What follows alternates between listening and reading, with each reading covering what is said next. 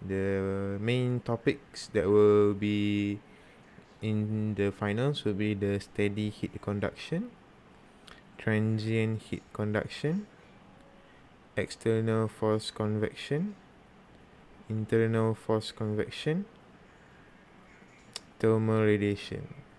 So, so that's all. So, I would be focusing more on the theoretical side first, and then I will, after finish all of this, I would we would do some exercises. So those exercises will be based on the tutorials that I've done in class. So I'm from Dr. Poo's class. So there's not much questions, and most of the questions already have the solutions, but we just want to discuss the solutions. So this live stream is specifically for those who like want to recap the basic fundamentals or the basic concepts of each topics. Um, it's not much, but I hope it will help lah. Oh, kenapa? Silap still. Okay, so right now we have 7 viewers. Hello everyone. So I hope you have your dinner. Aku pun belum dinner. Tadi ada masalah teknikal dengan aku punya capture card. Capture card tu is the device that you use to share screen from the iPad to the laptop. So I had a problem with that. So sorry. Okay, so we will start at 9:30. Okay, 9:30. 9:30 we will start our stream. Okay, hold on.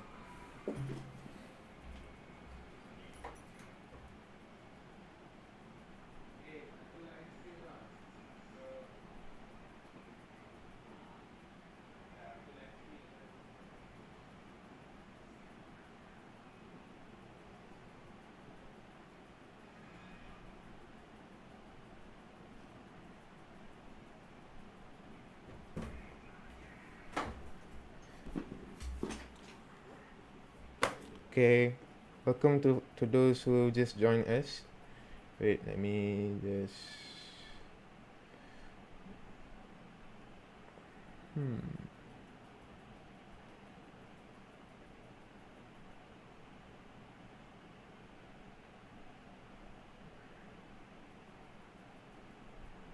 Copy.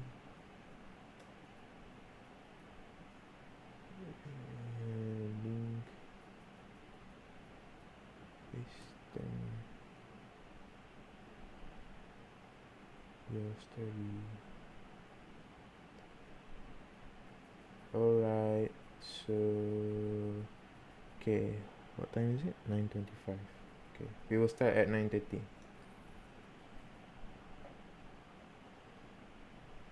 And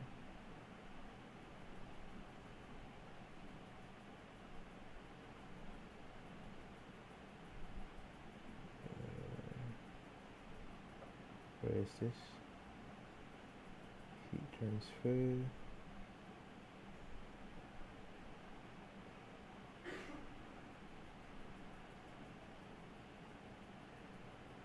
Okay.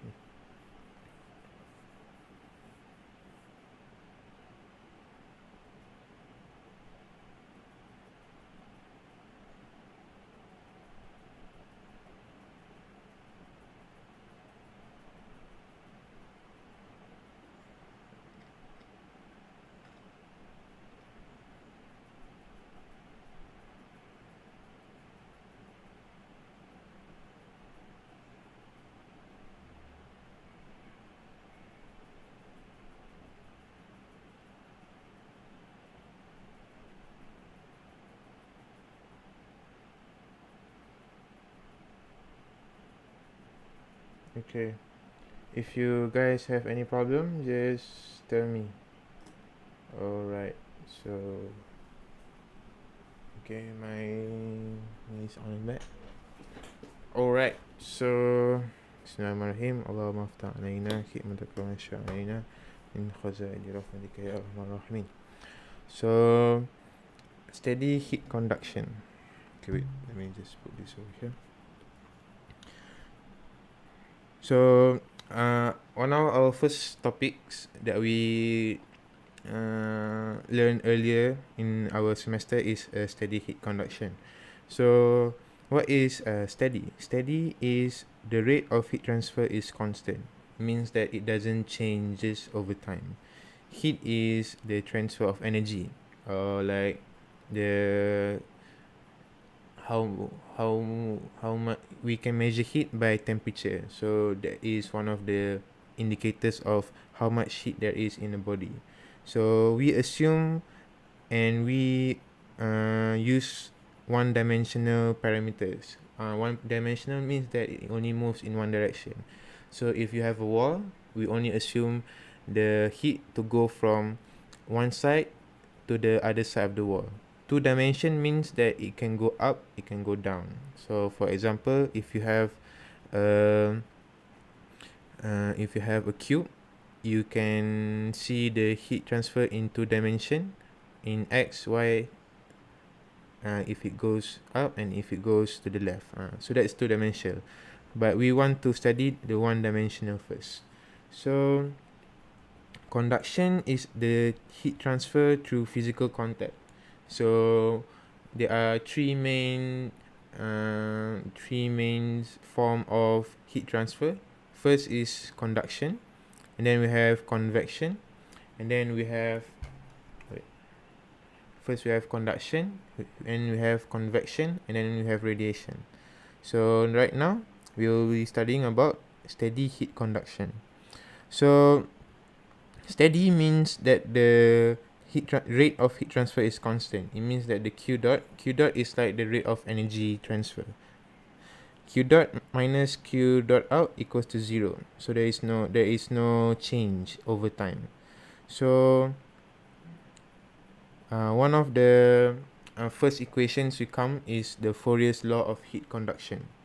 So Fourier's law of heat conduction states that the rate of energy equals to the negative Ka dt over dx. dt is the temperature difference, dx is the unit length, A is the surface area, K is the thermal conductivity constant. This K is important because for conduction we use K, but for convection we use H. Okay, so it shows here negative, indicating that the temperature difference is the initial is smaller than the final. So you guys just make sure that the rate of energy is always positive. It means that energy is either absorbed or energy is either like given. It emits energy. Okay, so that is why they have a negative here, assuming that the T1 is assuming that T1 is smaller than T2.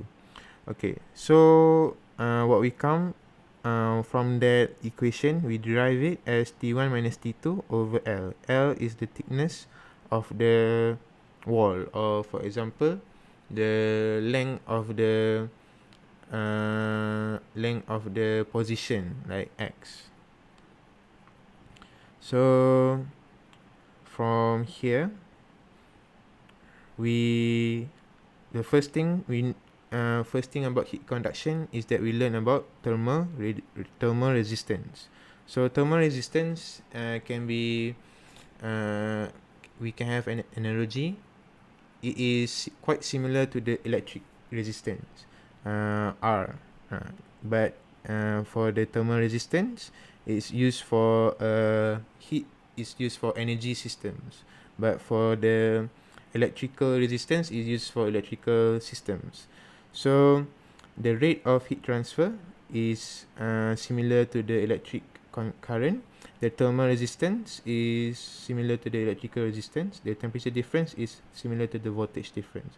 So what can we get from here is that the Q dot of the conduction in the wall is equals to T1 minus T2 over R wall. R is like the resistance of the wall if it's just made out of one medium. If it has multiple materials, it can have R1, it can have R2, it can have R3. So R is derived from the Fourier's law to be L over Ka. L is the length, K is the constant, A is the area. So the thermal resistance of a medium depends on the thermal properties, which is the K, and also the geometry, A or L. So you can take into consideration if one material is bigger than another, or if one material is has a higher constant or a lower constant. What does that mean? Alright. So here is Newton's law of cooling. Newton's law of cooling states that the Q dot of convection is equals to H surface area. The temperature difference is the surface temperature Ts minus the surrounding temperature T infinity. So like I said, the constant for conduction and convection is different. This is H and this is K. Okay.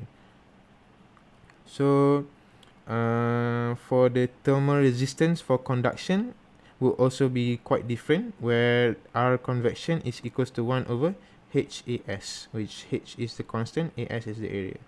Okay, so now we learn about the network. So thermal resistance, if you have more than one material, or you have multiple resistance, which is like from the air to the surface wall, from one wall to another wall, and from the surface wall to the surrounding area, surrounding air.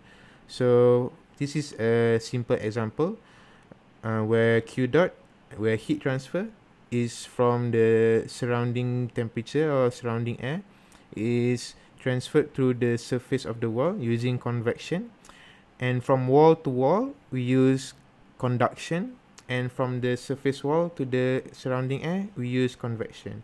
So this is the thermal resistance network. Yeah. So we know that R convection is different from the R conduction of the wall. So the formulas would be also different, which is, okay, wait, let me show you a perfect example right here. So the R convection is 1 over HAS, the R conduction is L over Ka. Okay, so one of the benefits of having an analysis on the thermal resistance of each material is that we can find the temperature drop. So temperature drop ni is like how much energy is received by that material, and it indicates how much temperature it absorbs, or like how much temperature it is different from one side to another side. So some materials absorb much more heat, it absorb much more energy or much more heat, so the thermal conductivity is low. So when the thermal conductivity is low, the thermal resistance is high. So if the thermal resistance is high, the temperature drop would be bigger. If the thermal resistance is low, the temperature drop would be if the resistance is low, the temperature drop would be low. So from here, oops. Okay, so what do you mean, Nasir? So what I mean is, from this equation here, we can see that the temperature drop is directly proportional to R. In a system, we assume that the Q dot is constant, right? in our early assumption, we assume that steady heat conduction, where steady means the heat transfer is always constant, so the q dot doesn't change from one side to another side over time. So that is what that is how we use steady heat conduction. So this temperature drop is only used in steady heat conduction applications, not transient. Okay, so we'll get there in a bit. So this equation will be only used in steady heat conduction. So we have one equation where it states that the q dot is equals to the UA times delta T. U is the overall heat coefficient. For example, in the question asked, it will give you the value of the U, like how much is the overall heat coefficient, or sometimes they want you to find the overall heat coefficient. So the A is the area, and the delta T is the total temperature drop from the T infinity 1 to the T infinity 2, because we consider convection. We need to assume that that the thermal radiation is negligible. So we do not consider thermal radiation. So UA is also equals to the 1 over R total. R total is the total thermal resistance in the system. So, for example, we have 3 layers. Okay, we have 3 layers. So we have layer 1, we have layer 2, and we have layer 3. As you can see in the arrow above, the heat or the energy moves from one side to another side, from a hot side to a colder side. In physics, there's no such thing as cold. In physics, it's just the absence of heat. So heat moves from like higher than like high energy to low energy, like that lah. So on one side, the temperature is very high. For example, we have 100 Celsius. So when the heat is transferred through the medium, the temperature will decrease because of the thermal resistance. Okay, so we have layer 1. This is like the hottest layer. That's why it's in red. So this is the hottest layer, where the temperature drop is from T infinity to T1 to T2. So this is convection, and this is conduction. Conduction is very linear, where convection is exponentially proportional. So that's why they use 1 over HA, whereas the conduction use L over KA. Okay, so you have 3 layers. It means that you will need to find 3 thermal resistance and one convection resistance for each side of the surface that touches with air. Macam tu. One over here and one over here. So if the middle here is air, you still can use the thermal resistance of conduction, because air can conduct heat. Why we use convection outside here is because the T infinity is constant on the other side. If it's in the middle, the T can be different. So if air is the material number 2, we would still use thermal. We would still use the conduction equation, not the convection. So the convection will be only used on the outside of the walls. Okay, so the questions that would be asked usually is to find the temperature difference from point 1 to point 2, or from point I to point J, macam tu. So for example, you have T infinity to T1. So the temperature drop will just be Q dot times the R convection of that certain space or that certain length. So next question, they will ask you to find the temperature at that position. So that temperature at that position, it will use this equation also, but you need to know the temperature on either one side of the other layer. So T2, you need to find T2. So T1, you want to find T1, for example, Q dot times R plus T2, or T infinity, oh sorry,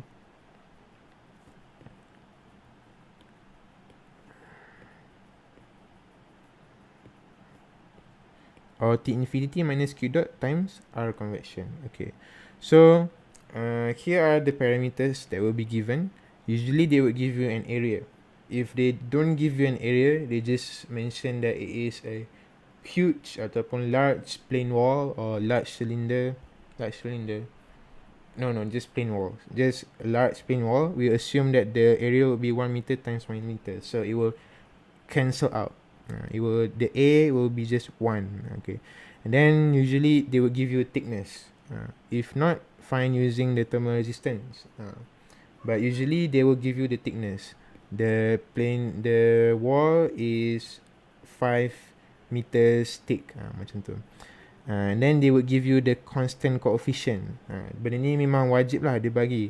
Dia bagi U, ataupun dia bagi H, ataupun dia bagi K. Selalunya dia akan bagi T3 ni. Q dot is the total heat transfer, where this the total heat transfer ni lah. So we can, if you guys macam lupa ni property apa, it would be macam nak senang ingat, it is the geometric properties and the thermal properties. That is the two basic parameters of a given system, the geometric properties and the thermal properties. So usually, how do you solve the questions step by step? First is to find the thermal resistance, and then you find the temperature drop. From X to X means the position of the temperature drop. For example, from wall to wall, or from wall to the inside of the wall. So, or the surroundings. You need to find the temperature of the surrounding, maybe. And then they might also ask you the total rate of heat transfer if it is not given. Usually it will be given. Okay. So we discussed about plane walls, where the one dimensional direction moves from one side to the other side. So what if we make the conduction in a cylinder or a sphere? It is also uniform, so we can assume it to be one dimensional along the radius. Tapi if it's a plane wall, we assume the one dimension to be along the thickness. This is along the radius. So this is along the radius. So the cylinders would have a different thermal resistance equation. It will be R cylinder ln R2 over R1 2 pi Lk. R2 is the outer radius, R1 is the inner radius, 2 pi is 2 pi, L is the length of the cylinder. So the longer the cylinder you have, the lower the thermal resistance there is, because 2 pi times L is like the length, like the surface area, something like that.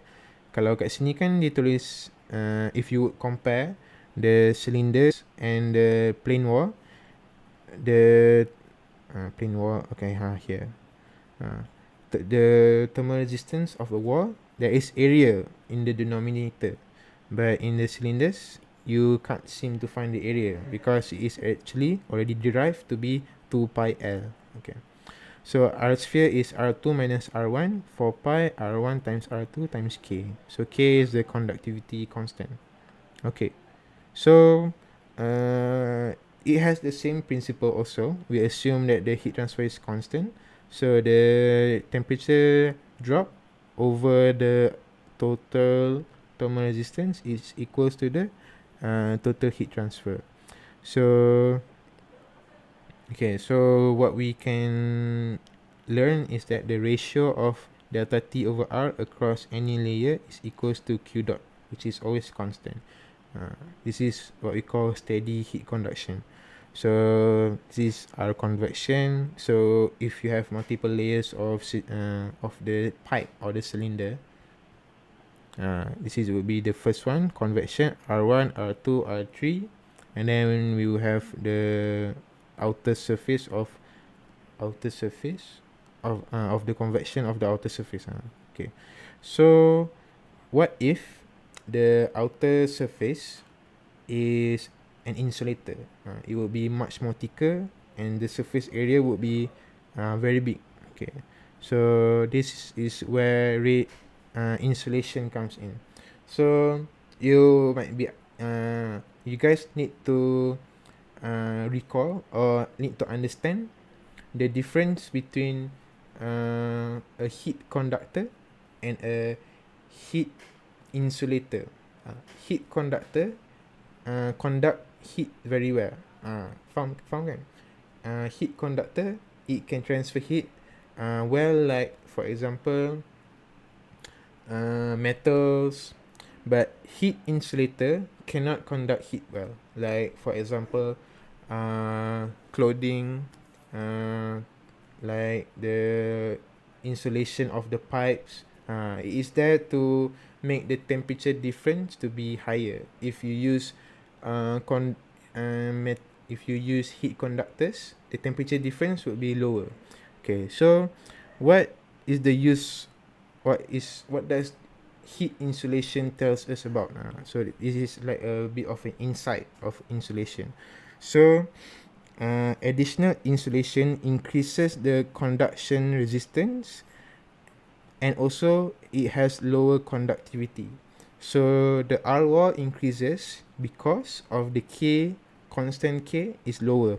If you guys look in the textbook, the water or like air has a lower conductivity constant than metals. Metals have very high conductivity conductivity coefficients because they conduct heat well. That makes sense. So insulation also decreases the convection resistance. Why? Because usually insulations are very thick. So when you have a very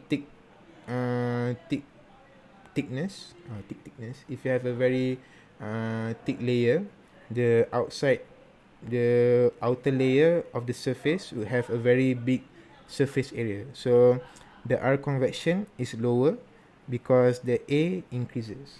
So that is the relation between the thermal resistance of an insulation. Okay, so this is R critical. R critical is where the Q dot max happens. Q dot max occurs. R critical. Okay, so this is in meters. So K over H or 2K over H. K is the conductivity and H is the heat coefficient. Okay, so that is steady heat conduction. Okay, so is there any questions from the chat about steady heat conduction before I move on to transient heat conduction?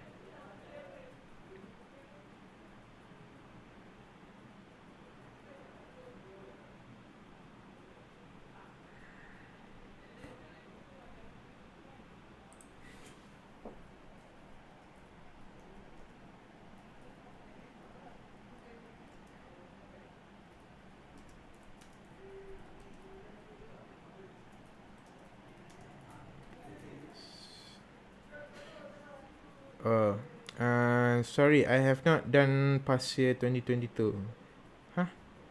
Past year 2022. Oh, last year lah. Belum, I tak buat lagi. Fin tak masuk. Betul. Fin surfaces tak masuk. Ada beza ke? Unit thermal resistance and thermal resistance? Tak ada. unit dia, unit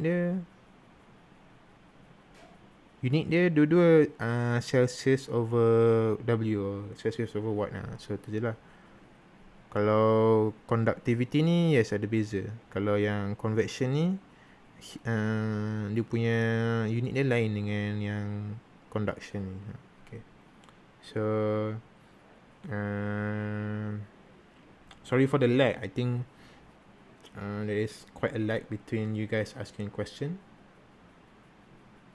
Oh, can you teach past year 2022? I tak ada past year 2022. Sorry, Seng Kiat Tan. I tak buat lagi. I think you can 2022.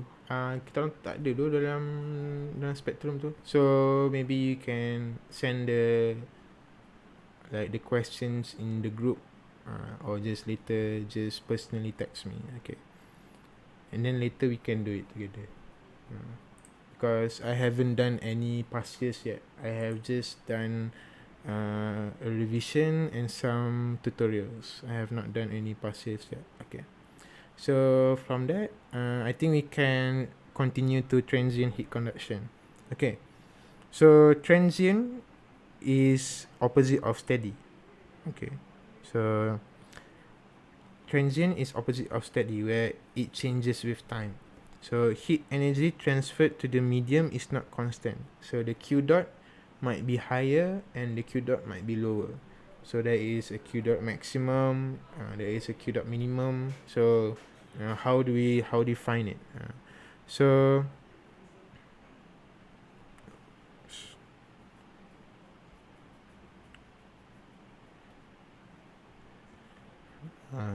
the T here is the temperature of the body, is time dependent. So it's a function of time because it changes to the time. Okay, jap.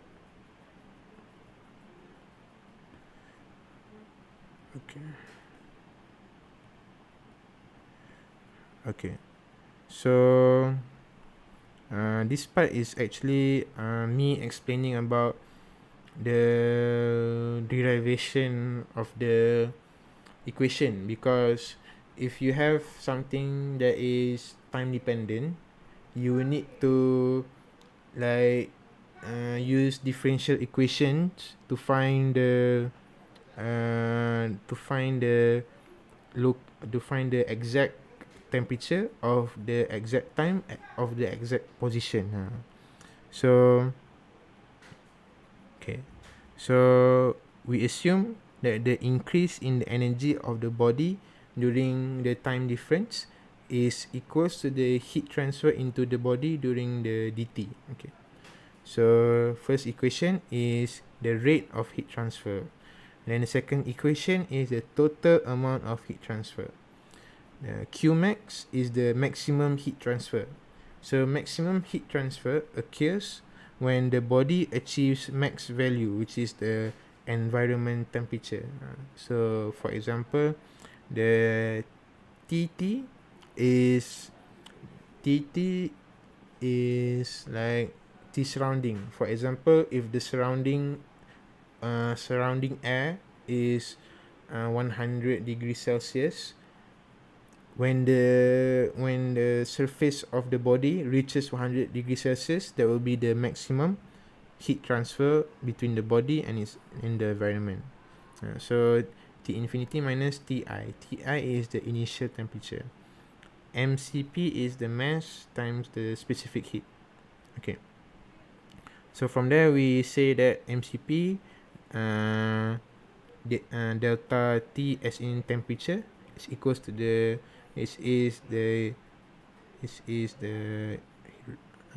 rate of heat transfer over time. Okay, so what we get is ln TT is the temperature of the body, minus T infinity is the surface, is the surrounding, Ti is the initial temperature, minus HA rho V Cp. This is basic parameters lah, times the T is the time. Okay, so this is the final equation. Okay, so we use E as exponential E. Okay, so find this first, and then we will find the T. This is also called the dimensionless temperature. Dimensionless temperature. We will get there soon. Okay. So from here, from the derivation above, kalau you guys tak faham, so this is what it graphically looks like. So we know that rate of a certain process is measured by the incline of the graph. You know, like if you have a car, it accelerates. It means that the velocity increases over time. So the like, what do you call, the gradient of the graph is equals to the acceleration. So the gradient of the temperature over time is equals to the rate of heat transfer. So the rate of heat transfer is not constant because because it changes over time. It might be higher initially, or it might be higher after ni, but usually the rate of heat transfer is maximum. It's maximum during the early stages. And then we also observe that the B, or we call this the time constant. Why is it called time constant? It's because it is darab. It is multiplied. It is multiplied to the time in the exponential. Okay. So the higher the value of B correlates to higher value of H. Okay. So H is here. So heat coefficient. So the higher the heat coefficient, the higher the rate of heat transfer. Okay. So the area under the graph is the total amount of heat transfer. So we can analyze that from the graph here. So this is like the graphical understanding of the transient heat conduction. Okay. So this is something I made up. Alright. So now we masuk lump system analysis. So lump system is a body that remain uniform at all times during heat transfer. For example, we have a sphere. If the surface temperature is 100 degrees, the internal temperature, or the center of the sphere's temperature, is also about 100 degrees Celsius. So that is a lump system analysis. That is what we assume as a lump body. So how do we consider if the body is a lump system or not? Is by using a Biot number. So Biot number is HLC over K. So what I usually do with equations is I break it down and understand what does each variable correlates with. Okay, so H is the convection constant. LC is the characteristic length.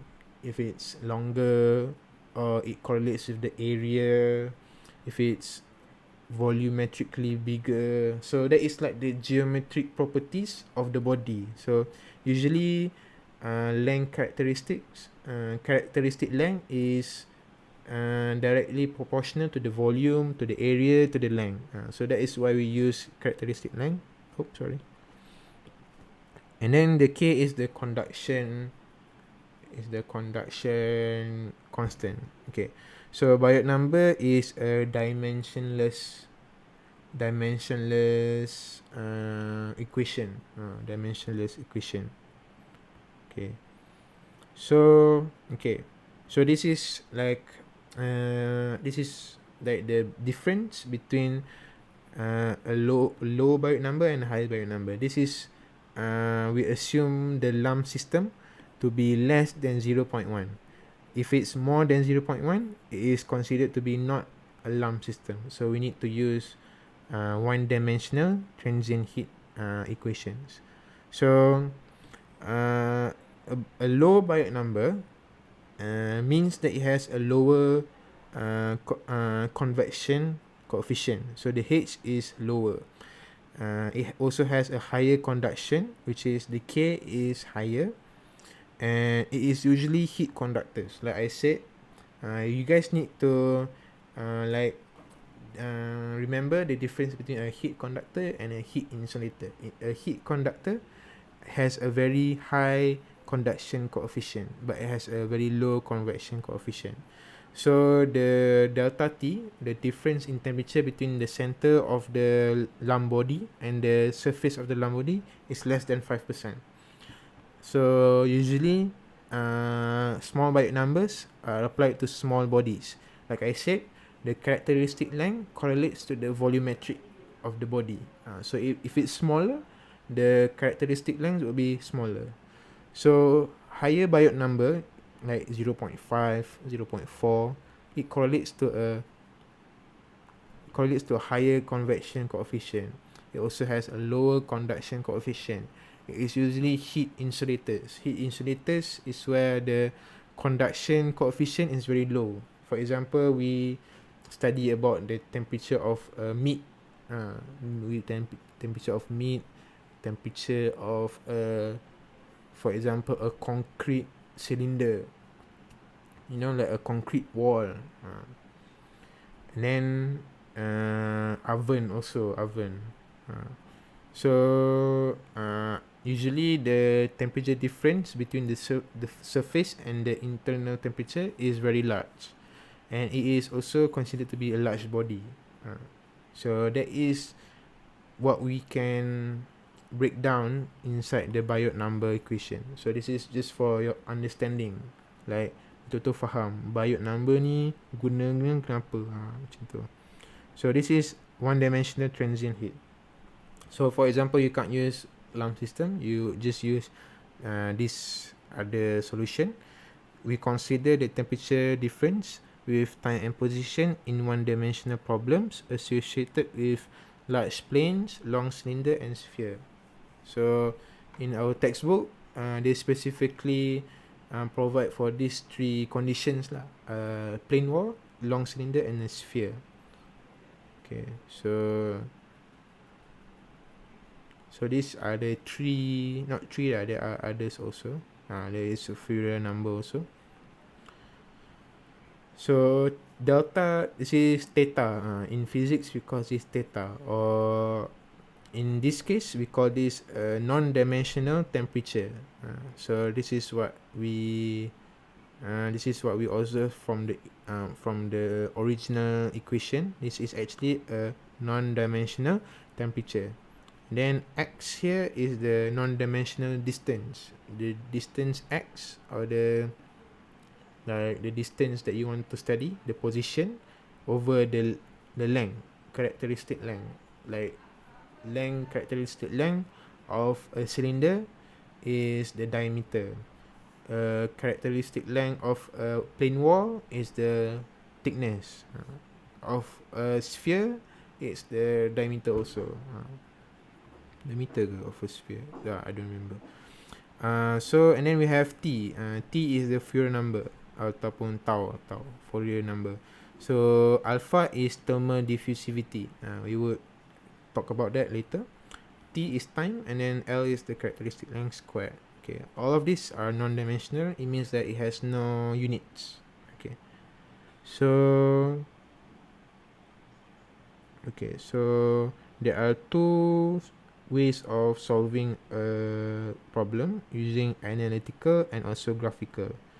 So graphical, there is straightforward. It gives you a table inside the textbook. For the analytical solution, it is very specific to each conditions: plane wall, cylinder, and sphere.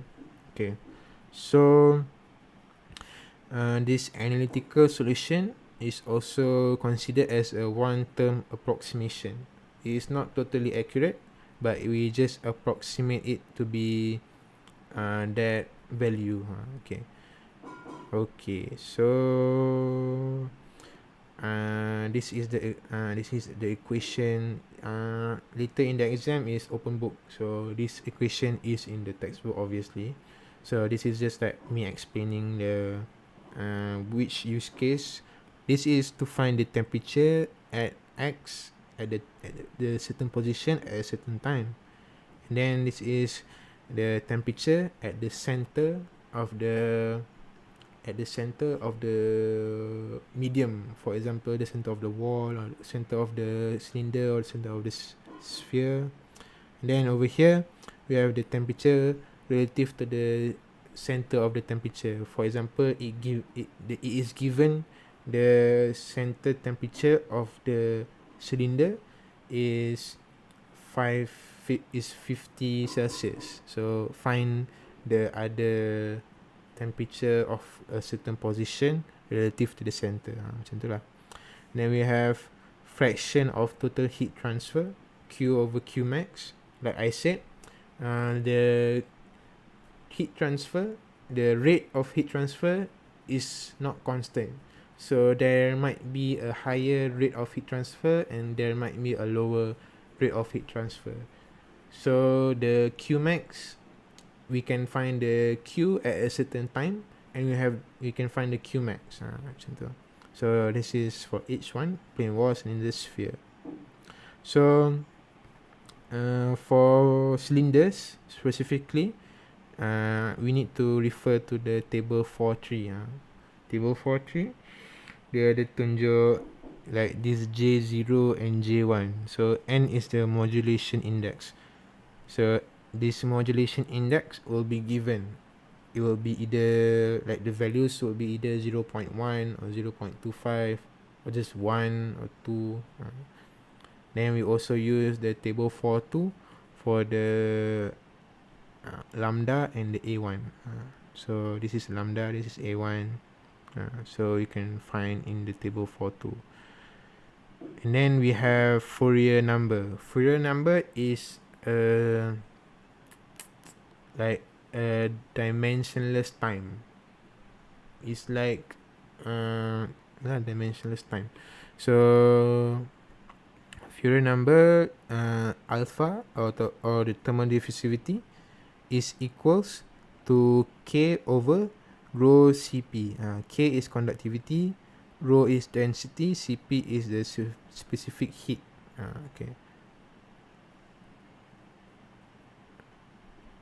Okay, wait, is it time? I don't know. I don't remember, sorry. So Fourier number correlates to the rate of heat conducted through the body over the rate of heat stored in the body. So if you were given energy to a body, some of the energy will be stored and some of the energy will pass through the body.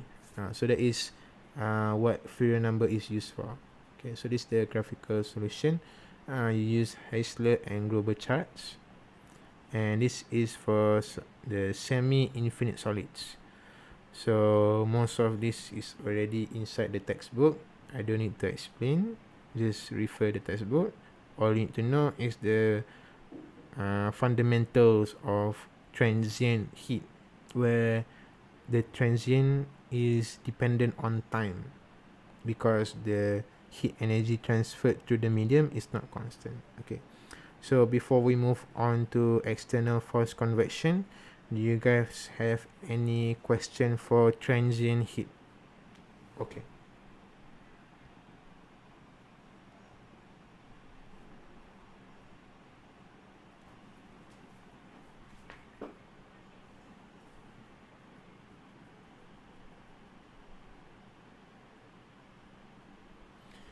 Oh, kamera aku lag tu. Oh, aku prefer graphical sebab graphical dia tak graphical. Okay, let's show the what is the, boleh bagi contoh semi infinite solids tu ada case sebenarnya. Okay, sekejap ni mana, where is transient heat? Okay, here is transient heat.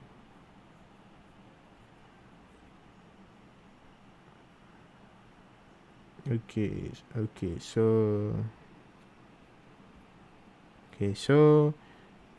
dia macam kalau before this we have, okay, let me talk about the graphical method.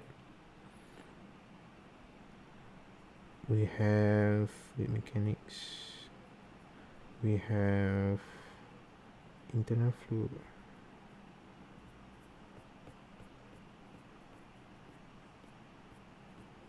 Is it internal flow?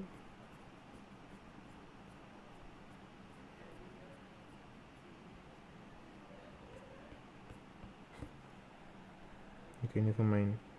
So the graphical method is just to find the, like, if you are getting the values correct. Macam tu lah. It's just like a correction ataupun correction in this correction lah. If you like, not correction lah. It's like you estimate estimation what value will find. That is what graphical method is used for.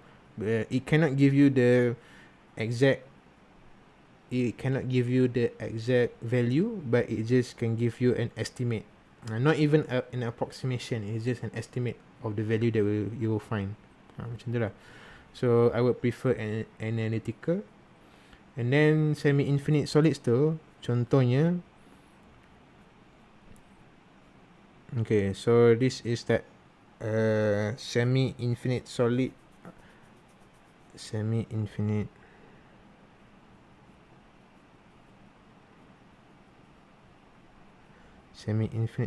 ni, contohnya you have a very very very thick wall, and then concrete wall, or you have floor lah ataupun ground.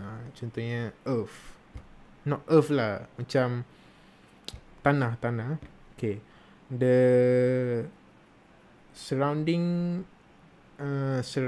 air of Malaysia kan, like 39 degrees Celsius. Find the surface temperature of the grass. Macam tu. Surface temperature of the soil. Because soil tu very thick down. So for example, that is infinite solid, semi-infinite solids that we'll talk about. Macam tu. So one part of the layer is subjected to heat, and then one side of the layer is a huge body that we assume that the internal temperature will converge into a constant temperature. Macam tu. So this is what I mean. Dia macam the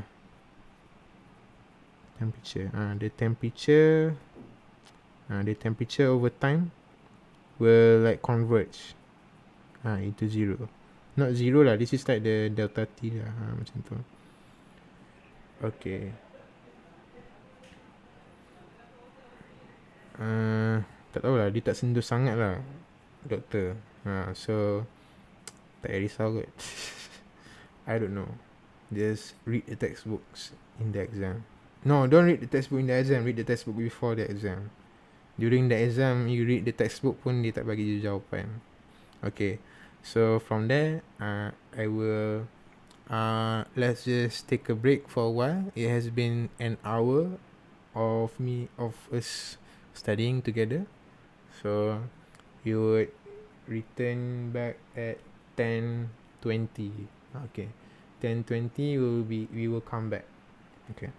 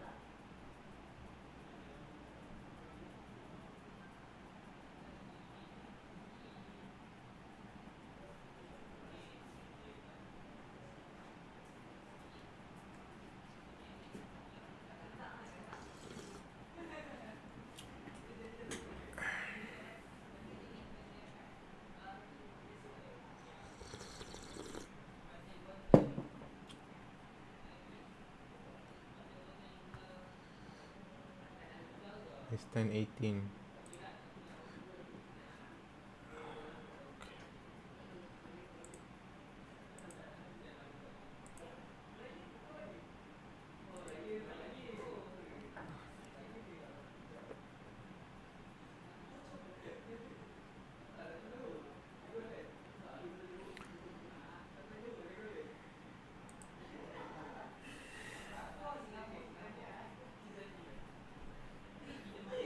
Okay, so if you have any questions,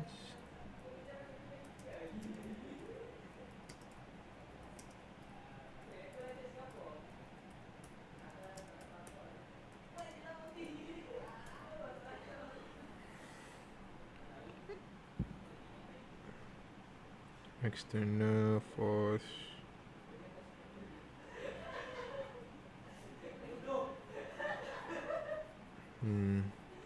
The remaining content is very banyak calculation je. Banyak calculation.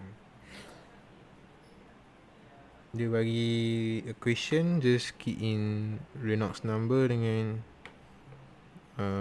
Prandtl number. Ni pun ni nanti aku explain lah. General thermal analysis.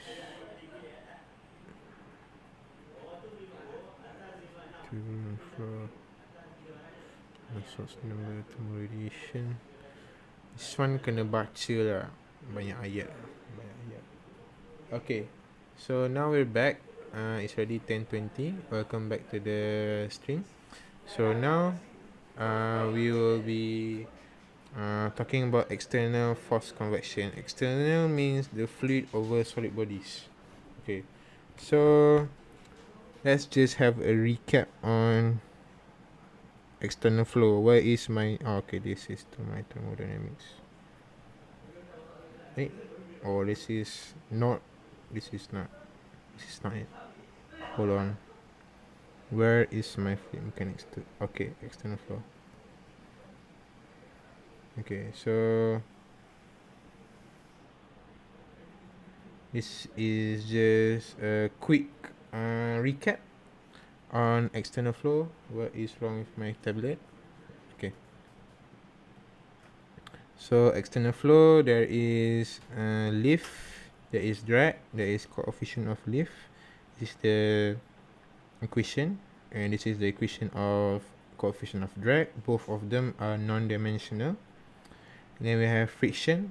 Friction is very important because friction correlates to the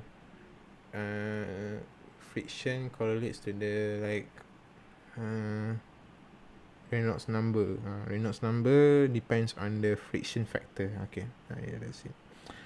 So we have flow over flat planes, we have flow over cylinders and spheres, we have the drag coefficient, or like this is drag, yeah, this is drag coefficient of certain bodies with relative roughness.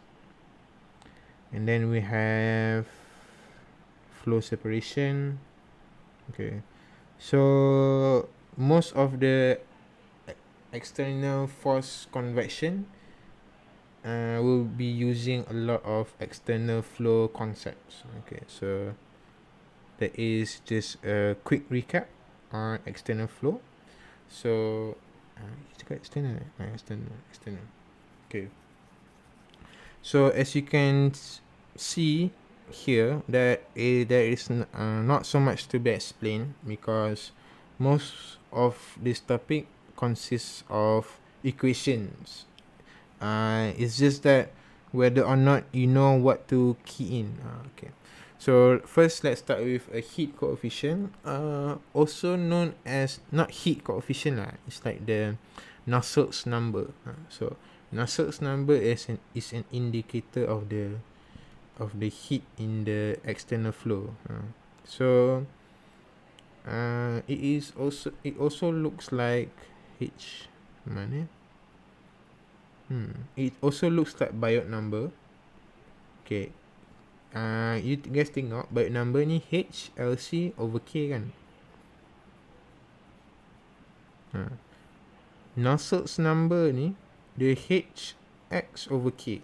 X is the position. So you guys can see where Nusselt's number and Biot number relates. So you also have the same concepts and principles also. Higher Nusselt's number is relative to higher heat transfer coefficients, lower conductivity coefficients. Nusselt's number, kalau Nusselt's number tu besar, maybe sebab dia punya length tu panjang ke semua. Okay, so in this topic we'll be using Reynolds number and also Prandtl number. Okay, Reynolds number and Prandtl number. So how do we find Prandtl's number? Jap, that's actually quite a good question. I don't remember. Okay, jap. Okay, so this is our regular Reynolds number. Reynolds number is rho v x over mu, or over his viscosity. Viscosity. So there are a few assumptions that we want to make. First is that the relations are for isothermal. Isothermal means that the temperature is constant. The temperature does not change. And smooth surfaces, it means that the relative roughness equals to 0. Laminar is anything below 5 times 10 power 5 for flat planes. There's a difference between flat planes and also circular pipes. Turbulent is anything above that number. And then Hx is the highest value, is when the flow becomes turbulent. So in class, we observe why heat transfer is better in turbulent flow. Is because there is a lot of mixing in the fluid. When there's turbulence, the flow is very rough, very fast. So that is the characteristics of a high Reynolds number fluid, a flow. Okay, so usually there's a there is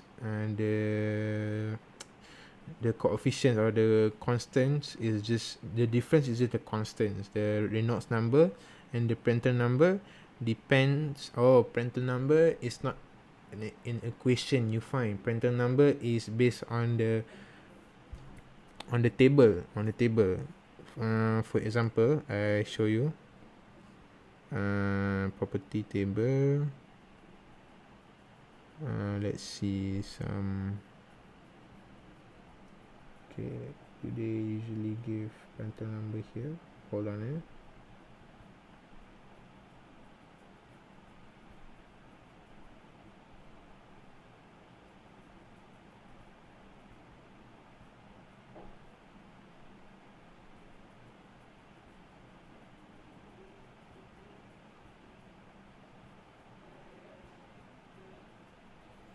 Mana ni Prandtl number?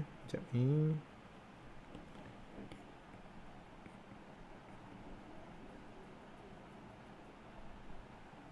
Wait, let me find where's Prandtl number later. Okay, so this we assume that the values is to the dia punya temperature. This significant temperature, dia mana temperature? Film temperature. This is what we call film temperature. Okay, so this is Reynolds number. This is the transfer heat rate for convection. Film temperature is Ts plus T infinity, which is the T surrounding. So because we are studying on external flow, there's no conduction, there's only convection. Betul tak? So it's when the fluid contacts with the surface. So the only thing you need to worry about is the surface temperature and the fluid temperature. But you don't know which temperature you want to use. So you use film temperature, which is like the average between the two. Okay. Then You have friction coefficient CF, which is a function of Reynolds number. Okay, this is just you can just find this in the textbook. So this is laminar, turbulent. This is when there is laminar and turbulent. This is for rough and turbulent. This is when it says rough and turbulent, this automatically says that this is for smooth surfaces. Ini pun semua smooth sebab laminar kita assume smooth. Okay, so there's a difference between a local Nusselt number and an average Nusselt number. Local Nusselt number is like you want to know the position. The position. Local means position.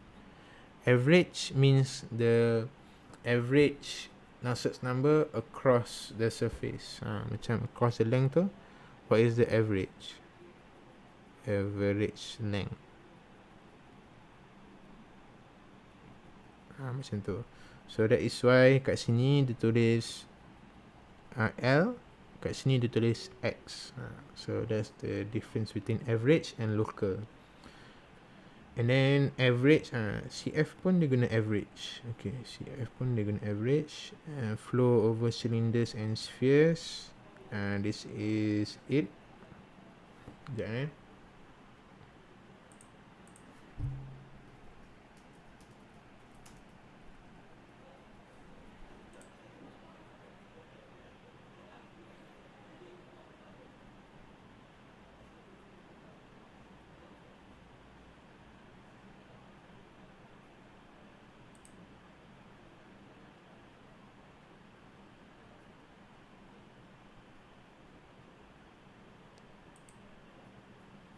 Okay, so you guys might need to tambah kat situ. Prandtl number is equals to V over A. This is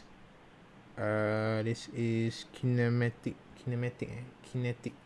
viscosity.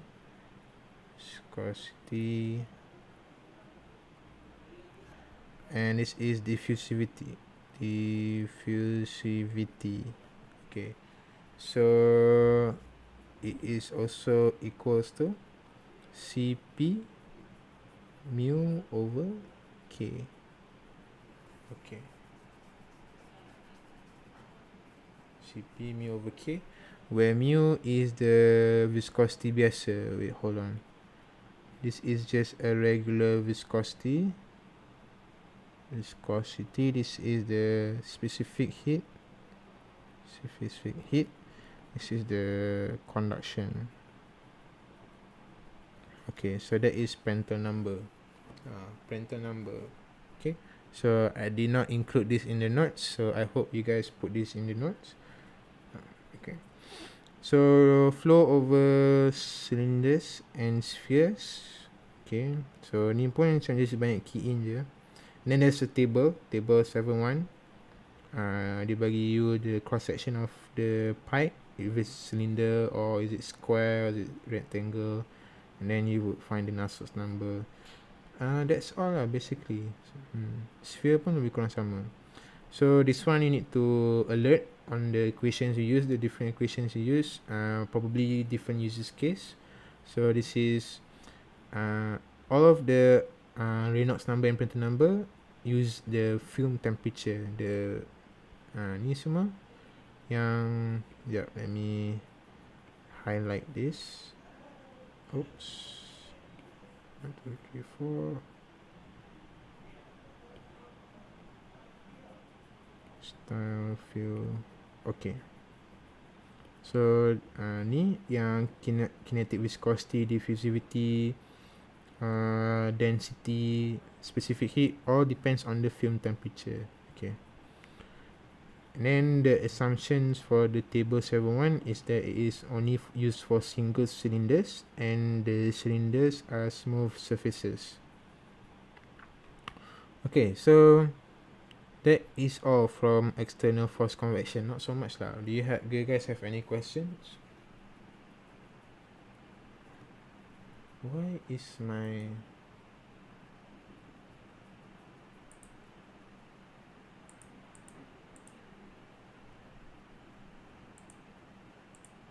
Why is my phone like this? Okay, hold on.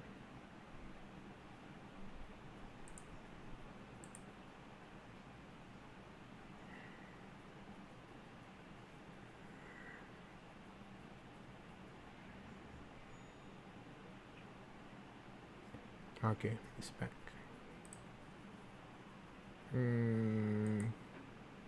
Okay, so no questions. We move to internal force convection. So internal, okay. Internal means fluid through pipes or ducts. So average velocity and temperature correlates to the the assumption we use for mass flow rate. Mass flow rate m dot equals to rho density times v average velocity times the cross-sectional area. Over here we assume the density to be incompressible, means the density is constant, it does not change over time. And then the bulk, orang kata bulk temperature. Bulk temperature is the T inlet plus T exit over 2. So this is what we call the bulk. Okay, so entrance region. Entrance is where it is hydrodynamically developing flow. Let's just have a recap on, hold on, where is my internal flow? Yes, internal flow. So there is a lot of things in internal flow. We have laminar turbulent flow, we have the entrance region. Most of the things is already in what we learn in fluid mechanics too. We learn about pressure drop. Most of the equation, I have not included all of the contents in the textbook inside the notes, because it's actually sama je dengan internal flow fluid mechanics. They talk about pressure drop, talk about head loss, and then they talk about the Colebrook equation, the Moody chart to find the friction factor. Minor losses ni tak ada, because we don't study about the piping networks. We just study about the heat transfer of the pipe. So ni tak ada masuk sangat. So nanti you just go through back the internal flow of last semester. Okay, so this is it. You guys can go through back to the internal flow. Okay. Oh, no, this one. Okay. So new thing we learn is a thermal entrance region, thermal developing flow, thermally fully developed, and thermal entry line. So thermal entrance region is the boundary layer, is where the boundary layer develops. Thermal boundary layer is different from the velocity boundary layer. And then we have region where temperature profile develops, developing flow. There is a velocity profile and there is also a temperature profile. Both of those things are very different.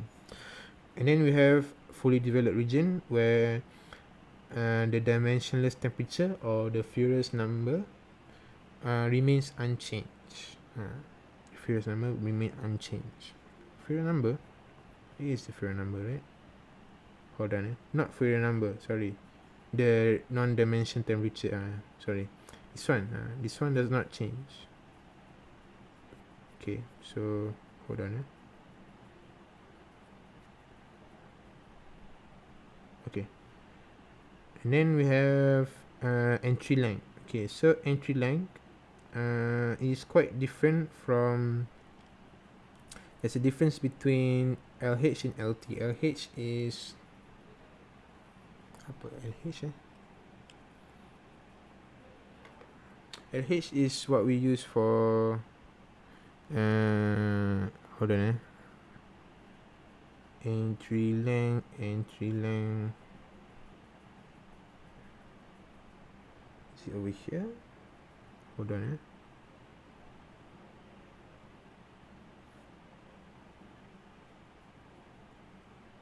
It's not over here, is it?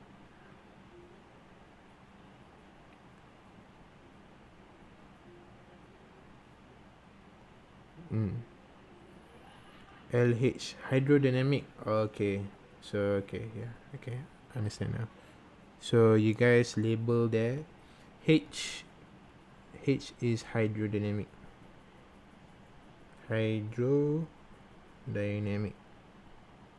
T is just temperature. Okay, so that's the difference. So the difference is just that the hydrodynamic one, which is the regular velocity one, is 0.05 times Reynolds number times the diameter.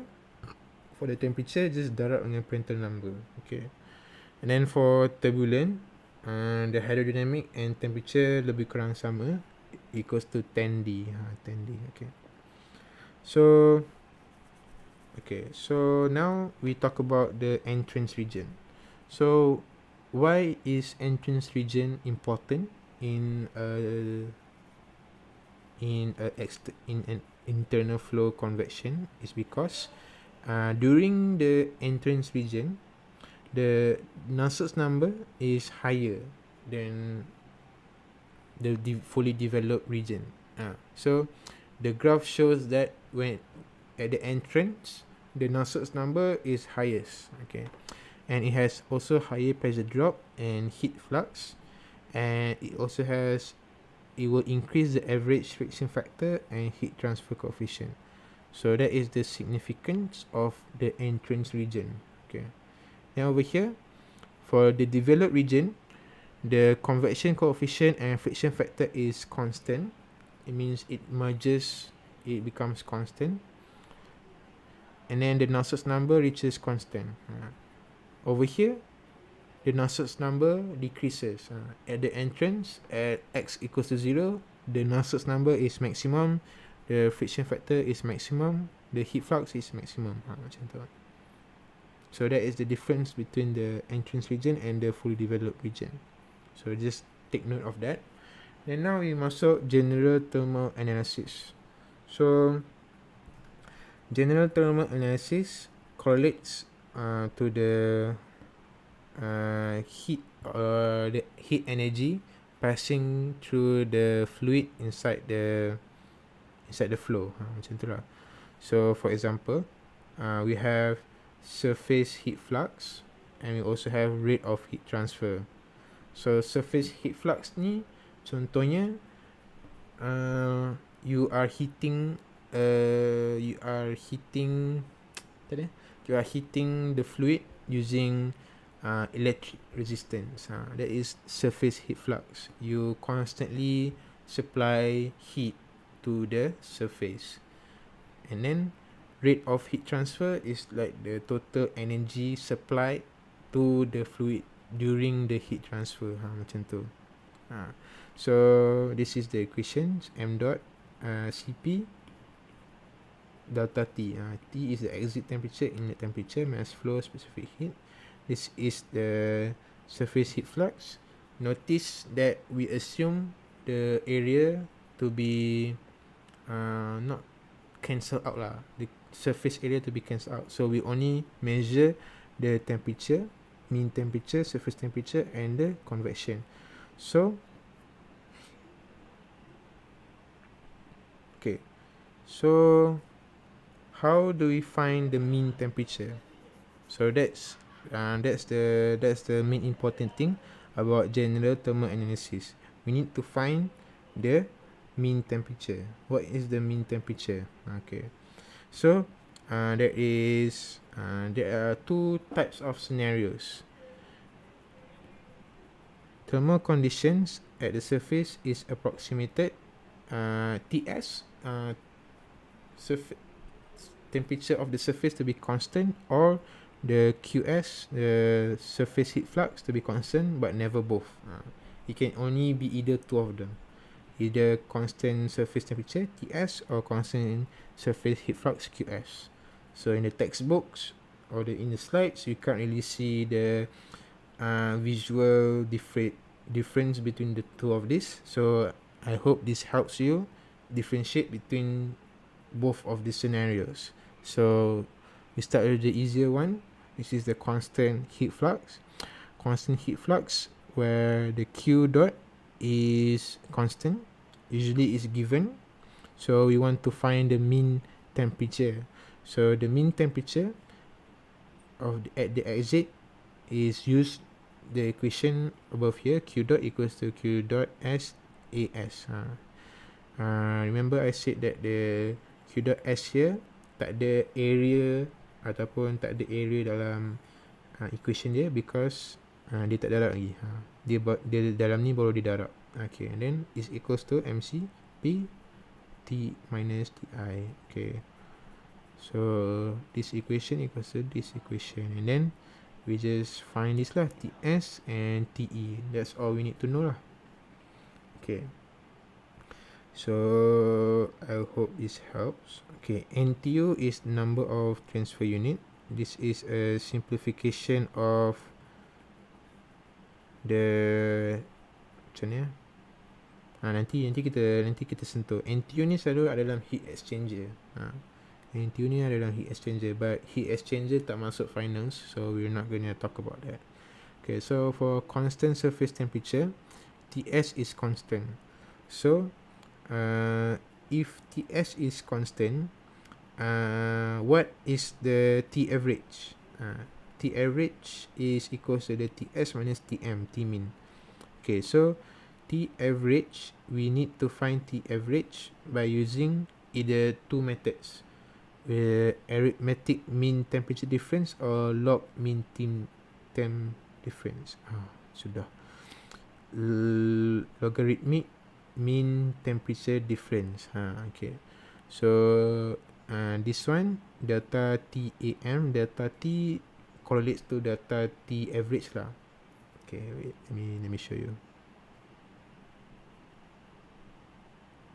TSM minus TSM, TS minus B, TS minus, okay, total T box. Okay,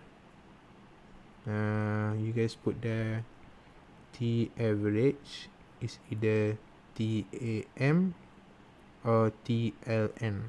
Okay, situ korang letak situ. Okay, so arithmetic mean temperature difference is just a simple approximate. We say that TAM equals to TS minus TB. TB is the bulk temperature, TS is the surface temperature.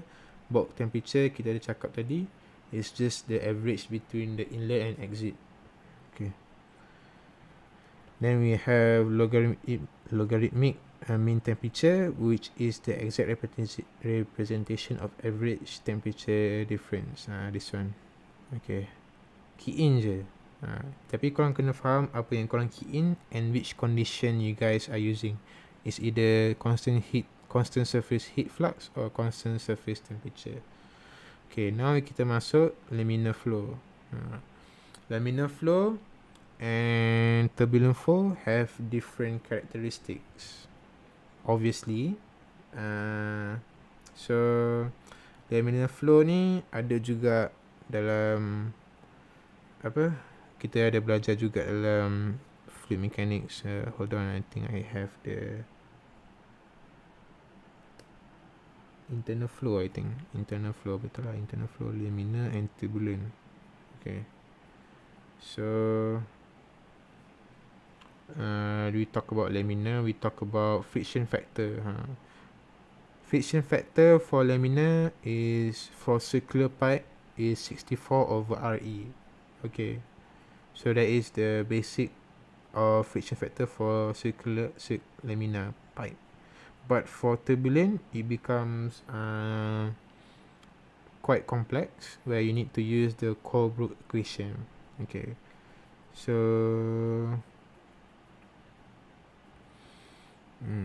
korang kena baca balik sikit internal flow from fluid mechanics too. Okay, So sama balik tadi. So we have Nusselt's number HD over K equals to 4.36, which is a constant. Dia punya Nusselt's number is a constant. Okay. And then Q dot is equals to yang tadi tu, Hx Ts minus Tm. Okay, so this, from here you can derive Tm equals to Ts minus ni over here, semua ni it's all in the textbook, so don't worry. This is just a way, it's just notes for you to refer. And then kat sini 3.66 beza because this is for constant surface temperature. Yang ni for constant surface heat flux. So the Nusselt's number pun beza for different, for the two conditions like we said earlier. Okay. So we have also a table 8, where it shows you the Nusselt's number for each geometry of the tube. Okay, that helps a lot. And then kita ada entrance region. Okay, so this is the difference between yang atas ni dengan yang kat sini. It's just that yang ni is in a circular pipe. Average Nusselt's number for the thermal entrance region. Notice I say average Nusselt's number because Nusselt's number in the entrance region is not constant. So at the beginning of the region is very high, but when the region is already developed, it is constant kan, so it's like decrease. So we just want to find the average over the entrance length. So this is the Nusselt's number. So this is used for the circular tube, and this is used for parallel plate. Parallel plate is where you have two surfaces on top of each other, and then there's fluid in the middle. So that's the difference lah, atas dengan bawah ni. Not so much. Just make sure you guys use the correct equation lah. It's all in the textbook. And then this is a Nusselt's number when the temperature difference Ts and Tm is large. Usually the what it means by large is that it is very, the Reynolds number is very high, and then the hydrodynamic diameter is very large. So dia macam besar. So yang kat tengah tu maybe sejuk, kat surface tu maybe panas. So that's the difference lah. And then we have turbulent flow. Turbulent flow ni macam aku cakap tadi, the significance of turbulent flow is the friction factor, because it has for different scenarios, for smooth tubes and for rough tubes. For smooth tubes we use first Protokov equation, Chilton-Colbert energy. This is all in the textbook, I'm just saying this out loud. Each of them have different ways of finding the friction factor.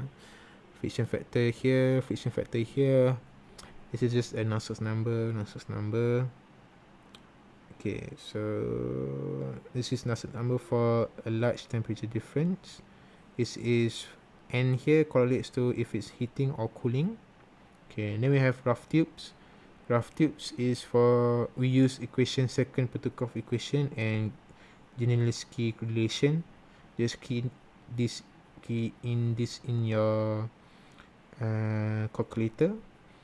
Okay, so usually Dr. Poo uses the second Protokov equation. That is what his personal preference lah.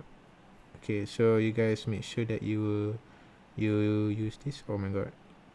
Okay, hold on, let me style it. Okay, so this is Dr. Poo's personal preference. And then for the friction factor, you guys need to use Colebrook equation or the Modi chart. Tu je lah. So that's all for internal force convection. Do you guys have any questions for internal force convection? Thank you Akid, and thank you Lutfi. Thank you. Akid ni dia ada sejak aku stream apa, gaming dulu my channel used to live stream me playing games. Akid was one of them. Lutfi ni dia pun selalu share notes dia kat dia punya batch. Dia selalu tolong orang mentor. So thank you guys for coming to the stream. So if you do you guys have any questions for internal force convection? Internal force convection ni just banyak key in je. Just make sure you guys know which equation you guys are using. You have constant surface temperature, you have constant surface heat flux, you have laminar flow, you have turbulent flow, you have smooth tubes, you have rough tubes. Dekat laminar flow ni dia tak cakap smooth tube, rough tubes is because usually laminar flow ni memang akan guna smooth tubes. Okay, tu je lah. Okay, so without further ado, I go to the last topic. Before, ada tak cara nak determine TS and TDDF tu large ke tak? Ada tak cara nak determine? Ke based on statement je? Soalan dia akan bagi. Macam contohnya, kita bagi contoh soalan. Mana ni? Quiz 3 TS formula on something. Dia macam ni. Macam how much is too much. Macam tu lah. Aku tak tahu tu.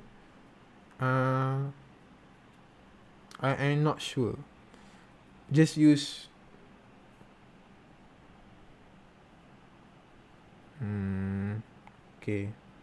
Okay, I know what your question is. Like how much is too much kan? How much? Later I update lah. How much is too much? So tak ada formula rasanya. It just basic statement je kot. Macam this is example of internal flow, internal force convection. Dia bagi hot air 85 degrees and then dia bagi the surface temperature to be constant. See, isothermal. You guys need to remember the keywords. Constant temperature or constant heat flux. So isothermal ni means the constant temperature of the surface, 70 degrees Celsius. Macam tu. So that is one of the, usually dia akan bagi surface temperature. We just need to find the mean temperature ke, determine the exit temperature of the air. T average, something like that. Okay, so that's all for internal force convection. Now we move on to thermal radiation. So thermal radiation is more on reading lah, on your reading. Just read the book, not during the exam. Read now. Please don't read the book during the exam. Radiation is just it does not require a material medium to propagate. For example, conduction, it needs to use surface contact between two surfaces. Kalau convection, contact from one fluid to another fluid, one fluid to surface contour. Tapi kalau radiation ni does not require any material. So okay, so it's quite boring. Just gonna give a short lecture. So energy is transported by electromagnetic waves. This is the basic equation for waves. Energy of a photon is equals to the H times V. V is frequency. H is the Planck's constant. C is the speed of propagation. Usually we just use speed of light. Then we have wavelength. Wavelength tu depends on the macam what color it is. Not color lah, basically macam dia punya spectrum tu. You have certain wavelengths for certain types of radiation. You have different wavelengths for infrared. You have different wavelengths for ultraviolet. So that's the wavelengths that is referring right now. So the radiation that is responsible for heat transfer is the electromagnetic radiation. And then we can measure this by temperature, but only at a microscopic level. So dia sikit je dia punya magnitude dia, dia tak besar pun. So that's why in conduction and convection systems, we assume that the radiation is negligible. But in this case, we consider it at a microscopic level. Macam tu. So higher thermal radiation emission is caused by the higher rate of causes higher rate of increasing temperature. Rate of increasing temperature. I hope that makes sense lah. Higher emission, higher rate. That's all. Radiation is a volumetric phenomenon. It means that it is constantly emitted or absorbed throughout the entire volume of the matter. And then we have so that's the basic of thermal radiation. We have black body radiation and radiative properties. We go to black body radiation first. Black body radiation is like the equivalent of ideal gas in chemistry. Kan kita belajar dalam chemistry, we have ideal gas. So dalam radiation we have black body. It is an idealized body. It emits maximum amount of radiation by a surface, and it also is a perfect emitter and absorber. So this is the few equations that we use. Usually we use this one je. This one tak guna. This one pun tak pernah guna. So don't worry. Just use this one. Okay. Orang kata apa? Sigma times T kuasa 4. Okay.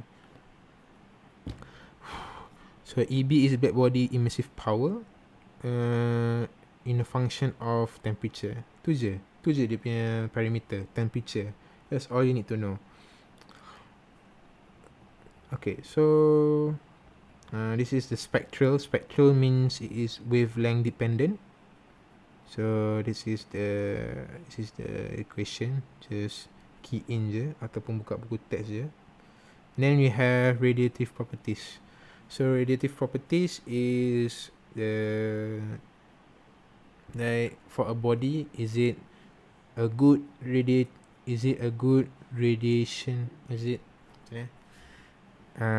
Properties of radiative.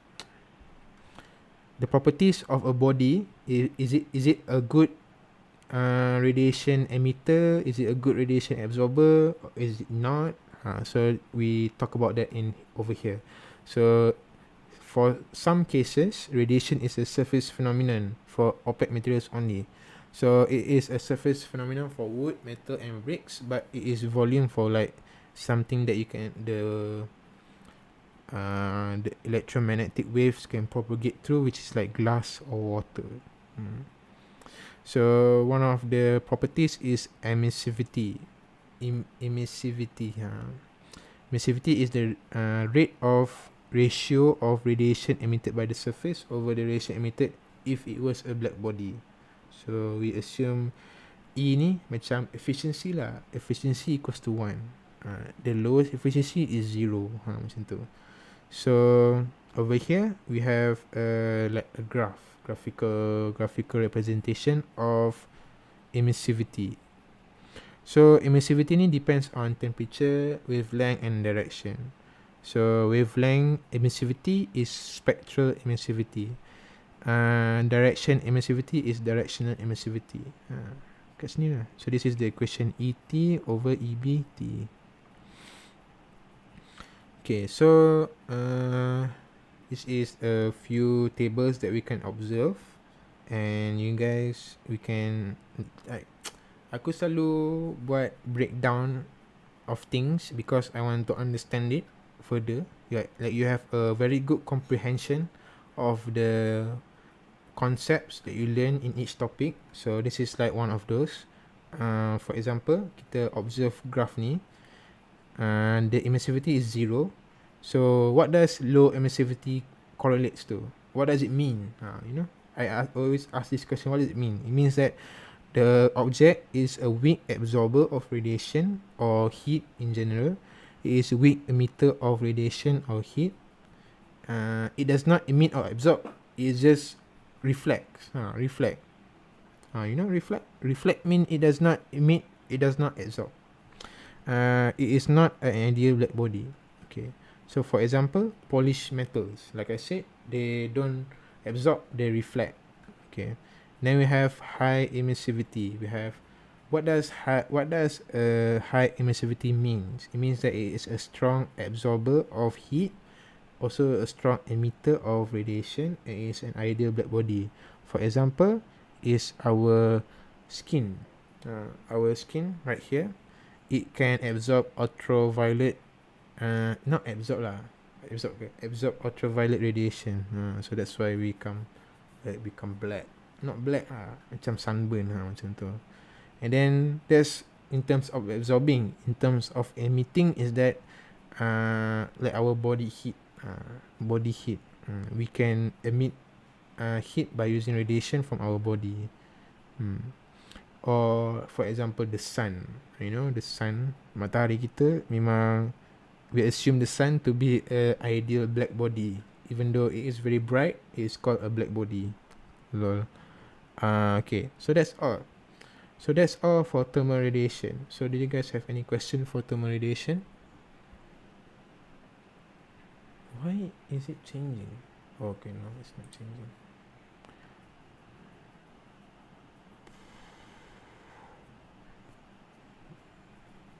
Okay, so are you guys still there? If not, we can end this live stream. I think I will upload. Or you guys want to go through some examples? Like there are a lot of examples here, but it's gonna take much more time lah. So maybe for this stream, I just use for the concepts, the recap, you know. You can watch it tomorrow before the exam. So not so much lah, so much.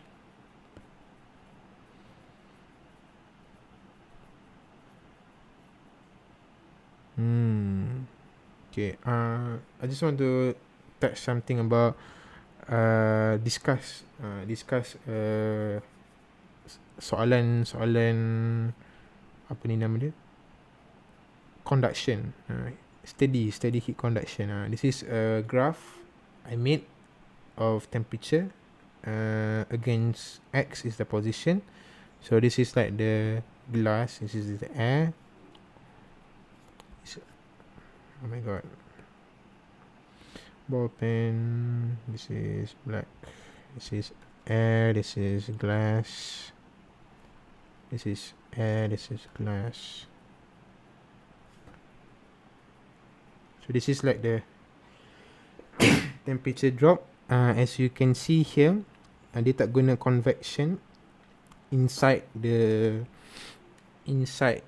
wall. It only use convection outside the wall. Okay, so from here we can find the delta T of each layers of each stage by just using the thermal resistance, macam tu. So bolehlah cari find T at the inside of the wall, macam tu. So you can give the T at inside of the wall is blah blah blah, macam tu. So the observation is temperature drop is biggest in the air gap because air has lower conductivity and it has a very thick gap. Temperature drop in the glass is low. It's because glass have a higher conductivity than air and it's also thinner. How do we improve the insulation of the house? Contohnya kalau kita tanya. So we improve by increasing the air gap and also increase the thickness of the glass. We have higher thermal resistance. So that's all lah. That's like the examples of the steady heat conduction. Okay, tu sajalah.